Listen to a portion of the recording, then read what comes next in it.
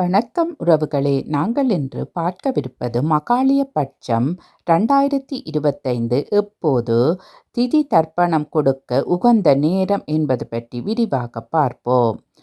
முன்னோர்கள் வழிபாடுகளுக்கு மிக சிறந்த காலமாக மகாளய பட்சம் ஆகும். அந்த வகையில் முன்னோருக்கு தர்ப்பணம் செய்து அவர்களின் ஆசி கிடைக்க உகந்த காலமான மகாளய பட்சம் வரும் செப்டம்பர் 8ஆம் திகதி திங்கட்கிழமை துவங்குகின்றது.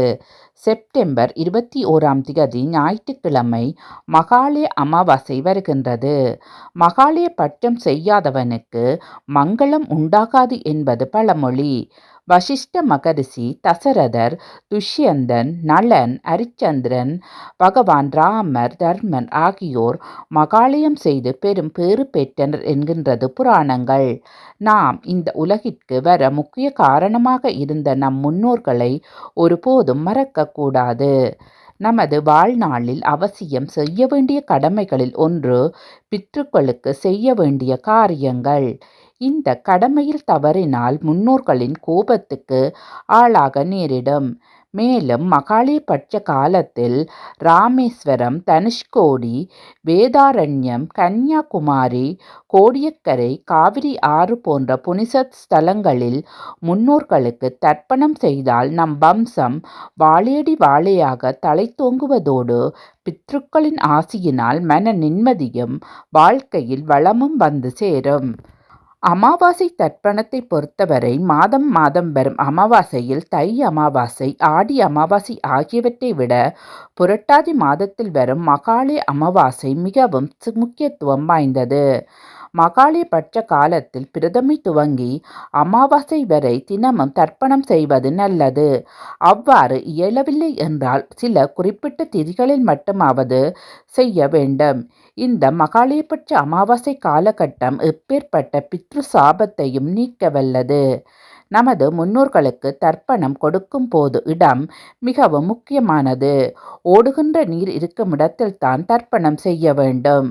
எனவே ஆற்றங்கரை அல்லது கடற்கரை தேர்ந்தெடுக்க வேண்டியது அவசியம். பித்ருக்களுக்கு தர்ப்பணம் எந்த காலகட்டத்தோடு செய்ய வேண்டும் என்றால் காலை நேரம் சூரியன் உதயமாகிற காலகட்டம் மிகவும் நல்லது. வீட்டுக்கு வந்து பித்ருக்களுடைய படம் வைத்து அகல் தீபத்தில் நல்லெண்ணெய் ஊற்றி தீபம் ஏற்றி அவர்களுக்கு பிடித்த பொருட்களை எல்லாம் வைத்து தீபாராதனை காண்பித்து முறையாக வணங்கி முதல் உணவை காக்கைக்கும், இரண்டாவது உணவை அந்த ஊரில் ஏழ்மை நிலையில் இருப்பவருக்கும் கொடுத்துவிட்டு பின் குடும்பத்தில் இருப்பவர்கள் சாப்பிட வேண்டும். இந்த மகாளய பட்ச 14 நாட்களிலும் மறைந்த நமது முன்னோர்கள் நம்மை தேடி வந்து நம்முடன் தங்குவதாகவும் நம்பிக்கை. ஆகவே இந்த நாட்களில் அவர்களை நினைவு கூர்ந்து எள்ளும் தண்ணீரும் அளித்து தர்ப்பணம் செய்வது நமது எதிர்காலத்தில் நல்ல பலனை தரும். இந்த நாட்களில் ஒவ்வொரு திதியிலும் செய்யப்படும் பித்ரு தர்ப்பணம் பல்வேறு நலன்களை தருகின்றது. முதலாம் நாள் பிரதமை, செல்வம் சேரும். இரண்டாம் நாள் துவிதியை, குழந்தை செல்வம். மூன்றாம் நாள் திருதியை, நினைத்தவை நிறைவேறும். நான்காம் நாள் சதுர்த்தி, பகை விலகும்.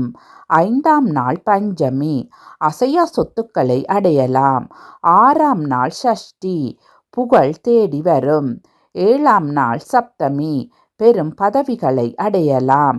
எட்டாம் நாள் அஷ்டமி, அறிவு முதிர்ச்சி அடையலாம்.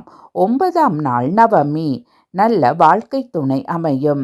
10ஆம் நாள் தசமி, நிறைவேறாமல் இருந்த ஆசைகள் நிறைவேறும். 11ஆம் நாள் ஏகாதசி, கல்வி, விளையாட்டு, கலைகளில் முன்னேற்றம் பெறலாம். 12ஆம் நாள் துவாதசி, நகைகள் சேரும்.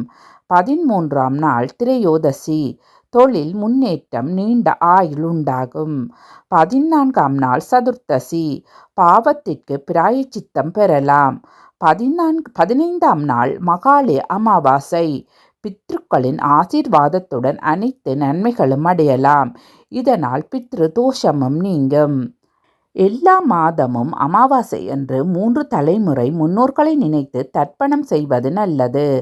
அவ்வாறு செய்ய முடியாதவர்கள் ஆடி அமாவாசை, புரட்டாதி மகாளய அமாவாசை, தை அமாவாசை என இந்த 3 தினங்களாவது தர்ப்பணம் செய்து தலைமுறைகளை காப்பாற்றுவோம். நன்றி உறவுகளே, வணக்கம்.